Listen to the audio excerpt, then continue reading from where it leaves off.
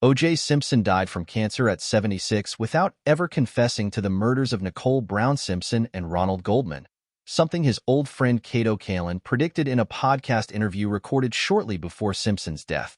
On the February 14th episode of Behind the Velvet Rope, Kaelin told podcast host David Yontef that he did not think Simpson would ever confess to the murders that the former football player and actor was infamously acquitted of in the high-profile criminal trial that lasted from November 1994 to October 1995.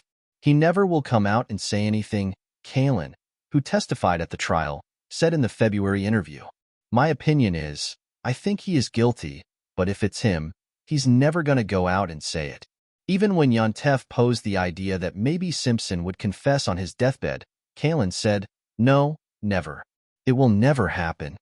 In 2006, Simpson collaborated on a book containing a supposedly hypothetical confession to the murders called If I Did It.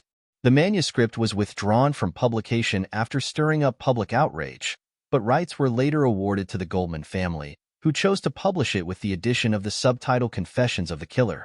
Kaelin was staying in Simpson's guest house on June 12, 1994, the night that Brown and Goldman were murdered. He became a witness during the trial and featured prominently in contemporary media coverage as well as latter-day retellings. He was played by Billy Magnuson in Ryan Murphy's 2016 TV miniseries The People vs. O J Simpson. American Crime Story, for instance, Simpson was portrayed by Cuba Gooding Jr. To this day, Kaelin continues to give interviews and podcast appearances discussing his connection to Simpson and the trial. So when he told Yontef that the story would keep going, he understood those words better than almost anyone. There's just so much to the story, Kaelin said. It'll never die, and even when he passes away, it'll live on.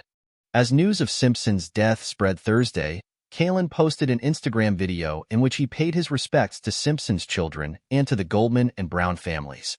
Foremost, I'd like to express my condolences to the children, to Sydney and to Justin, to Jason and Arnell, he said. They lost their father, and that is never easy.